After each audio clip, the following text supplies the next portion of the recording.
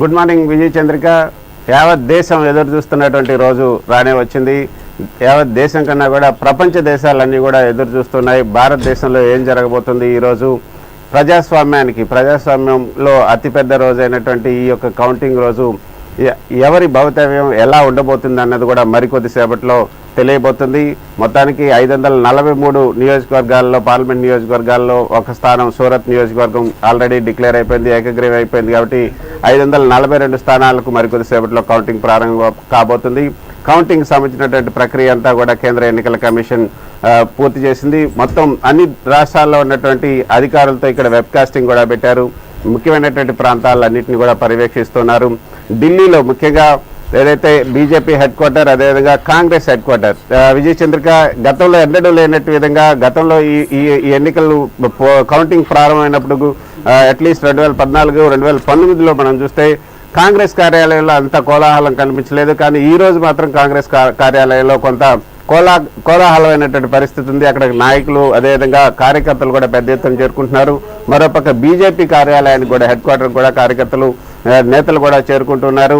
ప్రధాని మోదీ తన నివాసంలోనే ఉన్నారు, ఆయన ఎక్కడికి కూడా వెళ్ళలేదు. అమిత్ షా తన నివాసంలోనే ఉండి ఫలిత ఏజెంట్లు, అదేవిధంగా తను పోటీ చేసినటువంటి స్థానంలో ఉంచి ఏజెంట్లు వాళ్ళందరితో కూడా మాట్లాడుతున్నారు. ఈసారి జేపీ నడ్డా పోటీ చేయలేదు. ఆయన జేపీ నడ్డా అయితే మొత్తానికి ఈసారి జేపీ నడ్డాకి రాజ్యసభలో LOP leader of party position వస్తుందని కూడా ఆయన భావిస్తున్నారు. ఎందుకంటే పీయూష్ గోయల్ ఈసారి రాజ్యసభకు లోక్సభకు పోటీ చేశారు. ఆయన కనుక లోక్సభలో గెలిస్తే పీయూష్ గోయల్ స్థానంలో జేపీ నడ్డా రాబోతున్నారు. జేపీ నడ్డా కూడా జాతీయ అధ్యక్షునిగా ఆయన పదవీ కాలం ఈ జూన్ నెలలో ముగియబోతుంది. సో ఆ అధ్యక్ష పదవి నుంచి తొలగి ఆయన రాజ్యసభలో రాజ్యసభ పక్ష నేతగా ఉండబోతున్నారు. మొత్తానికైతే ఈ రోజు జరుగుతున్నటువంటి ఎన్నికల్లో మనం చూసాం ఎగ్జిట్ పోల్ ఫలితాలు అయితే మొత్తంగా ఎన్డీఏకే మొగ్గు చూపాయి. 400 పార్ అంటూ ఈసారి బీజేపీ నేతలతో చెప్తున్నటువంటి వాళ్ళ ధీమా ఏదైతే ఉందో అది నిజం కాబోతుందా, లేకపోతే ఆర్టికల్ 317 రద్దు చేశాం కాబట్టి బీజేపీకి 370 స్థానాలు రాబోతున్నాయంటూ బీజేపీ ఏదైతే చెప్తుందో ఆ 370 బీజేపీకే ఓన్గా వస్తాయా?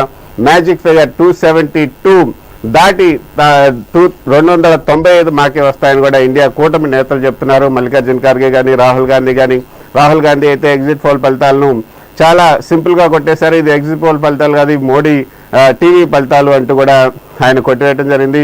అయితే ఇంట్రెస్టింగ్గా మనం చూడాల్సినటువంటి అంశం ఏంటంటే 370 స్థానాలు బీజేపీకి ఎక్కడి నుంచి 370 స్థానాలు వస్తాయి? గతంలో మనం చూసాం 303 స్థానాలు వచ్చాయి. సో 370 స్థానాలు రావాలంటే ఈసారి ఖచ్చితంగా గతంలో ఏదైతే మొత్తంగా లాస్ట్ టైం 26కి గుజరాత్లో 26కి 26 వచ్చాయి, రాజస్థాన్లో 25కి 25 వచ్చాయి, బీహార్లో 40కి 39 స్థానాలను ఎన్డీఏ కైవసం చేసుకుంది, మహారాష్ట్రలో 48కి 41 స్థానాలు, హర్యానాలో 10కి 10, కర్ణాటకలో 28 స్థానాలకు 26 స్థానాలను ఎన్డీఏ కైవసం చేసుకుంది, మధ్యప్రదేశ్లో బీజేపీ 29 స్థానాలకు 28 కైవసం చేసుకుంది, ఉత్తరాఖండ్ అయితే 5కి 5, ఛత్తీస్గఢ్లో 11కి 9, జార్ఖండ్లో 14కి 11, యూపీలో అయితే 80 స్థానాలకు 62 స్థానాలను బీజేపీ కైవసం చేసుకుంది.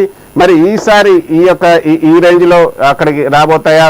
ఒకవేళ ఇక్కడ కనుక ఉత్తరాదిలో కనుక ఏమైనా స్థానాలు తగ్గితే వాటిని దక్షిణాదిలో భర్తీ చేసుకోవడానికి అవకాశం ఉందా అనేది కూడా చూడాలి. ఖచ్చితంగా ఈసారి దక్షిణాదిలో అయితే ఎన్డీఏకి ఎక్కువగానే సీట్లు వచ్చే అవకాశం ఉంది.